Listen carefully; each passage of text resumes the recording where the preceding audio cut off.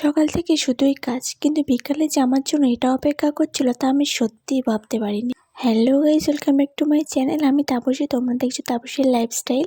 তো চলে আসলাম নতুন আর একটা ব্লগ ভিডিও নিয়ে। সকালবেলা ঘুম থেকে উঠে দেখি এক গামলা জামা কাপড় পরে আছে, সাথে কাঁথাও ছিল। কোলে দুধের শিশু থাকলে প্রতিনিয়ত গামলা গামলা কাচতে হবে, এটাই তো স্বাভাবিক, তাই না? সকালবেলা ঘুম থেকে উঠে দেখি অনেক কিছু কাচাকুচি বাকি আছে, তো সেগুলো নিয়ে কলে চলে গেলাম কাচাকুচি সারতে। কিন্তু ওই দিন সারাদিনের প্ল্যানটা কিন্তু আমার অন্যরকম ছিল, কিন্তু দিনের শেষে যেটা হলো সেটাই তোমাদের সাথে আজকে শেয়ার করব। তো কলে গেছিলাম কাচাকুচি করতে, ননদের সাথে একটু আড্ডাও দিচ্ছিলাম কাচাকুচি করতে করতে। আমার ননদের সাথে সারাদিনটা হাসি গল্পের মধ্যে আমার দিনটা এমনভাবে চলে যায় না, আমি বুঝতেই পারি না। আর তার উপর এখন আমার মেয়ে আছে, আমার মেয়েকে নিয়ে সারাদিনটা আমি একটুও সময় পাই না।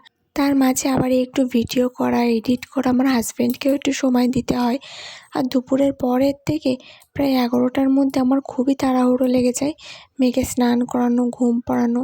সেই সাথে আমিও স্নান, ঘুম, খাওয়া দাওয়া সবই তো আছে।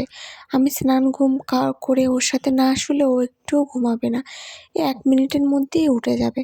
আর আমি যদি একটু ওর পাশে গিয়ে শুই তাহলে একটু বেশিক্ষণও ঘুমাই। আমি যতক্ষণে কলপারে কাচাকুচি করছিলাম ততক্ষণে দেখি আমার মেয়ে আর আমার শাশুড়ি মা দিব্য বারান্দায় খেলা করছে। তারপর আমি ঘরে আসলাম, ঘরে এসে সেই সারাদিনের মধ্যে সকালের ওই সময়টুকু আমি একটু নিজেকে আয়নাতে দেখার সুযোগ পাই। নিজেকে যখন আয়নাতে দেখি না, তখন ভাবি যে মা হতে গিয়ে নিজেকে কতটাই না ভেঙে ফেলেছি। মোটা হয়ে গেছি, বেলি ফ্যাট বেড়ে গেছে, চেহারায় নানান দাগ হয়েছে, চোখের নিচে কালি পড়ে গেছে, হেয়ার ফল হচ্ছে, আরও কত কিছু। সব কিছু কি বলা যায়? তবুও বলবো, মা হওয়া অনেক সুন্দর ব্যাপার, কিন্তু সহজ নয়, জানো তো। তারপরে আমরা সকালবেলা কিন্তু খাওয়া দাওয়া করেছিলাম। তারপরেও ননদ পাস্তা বানাচ্ছিল। ওই যে আগের দিন বলেছিলাম শ্বশুর অনেকটা পাস্তা এনেছে, সেগুলোকে খেয়ে শেষ করতে হবে, তো তাই আবারও পাস্তা খাচ্ছিলাম। আমার মেয়েটার সামনে না এখন কিছুই খাওয়া যায় না। কোনো একটা কিছু খেতে গেলেও মুখের দিকে হা করে তাকিয়ে থাকে, যেন ওকে দিচ্ছি না। ওর সামনে খেতে গেলে কেমন একটা লাগে, ওই দেখো কেমন করে তাকিয়ে আছে। আমার খুবই খারাপ লাগে এই বিষয়টা। ওর সামনে এখন কিছু একটা খেতেই আমার কেমন লাগে। তারপর দুপুরের রান্নাটা আমিই সেরে ফেললাম। দুপুরে সেদিন লোটে মাছ রান্না করেছিলাম। আমি খুবই পছন্দ করি লোটে মাছ। আগে যেন একদমই খেতাম না, আর এখন লোটে মাছ দেখলে আমি দৌড়াই যে কখন রান্না করব। আর লোটে মাছটা আমিই এখানে রান্না করি শ্বশুরবাড়িতে, কারণ আমার মনে হয় আমি ওটা ভালো রান্না করতে পারি। তারপর রান্না করে এসে ঝমঝম স্নান করে নিয়েছিলাম। আমি যেহেতু শুইনি, ওই জন্য আমার মেয়েটা একটুও ঘুমায়নি। আর ওই দিন এত গরম পড়ছিল কী বলবো, আমি ঘরে তো শুতেই পারিনি। আমি আর আমার মেয়ে ওই পিছনে কামরায় গিয়ে শুয়েছিলাম। তারপরের দিনের শেষে যে এইটা অপেক্ষা করছে আমি বুঝতেই পারিনি। দিনের শেষে শ্বশুরমশাই হঠাৎই বলল, চলো মেলার থেকে ঘুরে আসি। ওই প্রচণ্ড গরমে কী আর করব, মেলায় যেতেও ইচ্ছা করছে। তাই ঝমঝম গুছিয়ে নিয়ে সবাই মিলে ধাও দিলাম মেলাতে। মেলাতে তখন গিয়ে দেখি সন্ধ্যা, তখন কেউই আসেনি।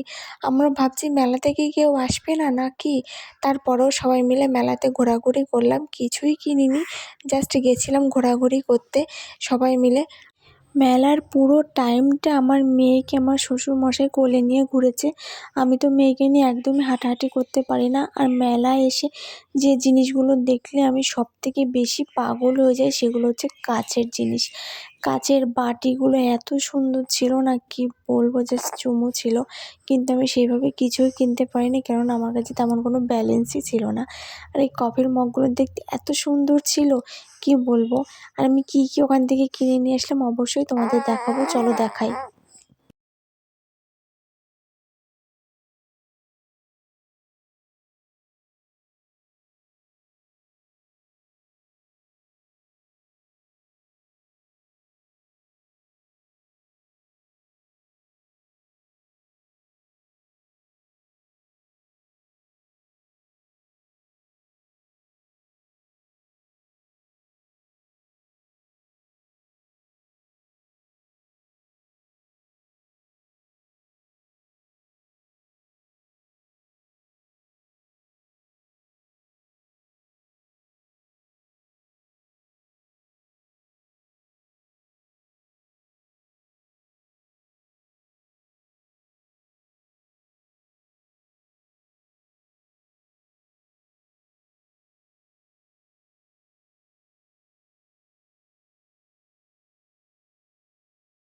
মেলার থেকে বাড়ি এসে আমি মেয়েকে জামা কাপড় খুলে দিয়েছিলাম, কেননা ওর খুবই গরম লাগছিল। আর কি কি কিনে নিয়ে এসেছিলাম খাবার সেটাও তোমাদের সাথে শেয়ার করি চলো। এনেছিলাম fried momo, steam momo, soup ছিল, রোল ছিল একটা। স্টিম ফ্রাইড মোমো কিন্তু আমি প্রথমবার খাবো। স্টিম মোমো তো খেয়েছি আগেও, তোমরা জানো। কিন্তু কি জানো, যে মোমো বানিয়েছিল খুব ফাঁকিবাজ, মোমোর মধ্যে কিচ্ছু ছিল না, তবুও ভালো লেগেছে। তাহলে চলো টাটা বাই বাই, আজকে ভিডিওটা এখানেই শেষ করলাম। তো কেমন লাগলো অবশ্যই যেন একটা সাবস্ক্রাইব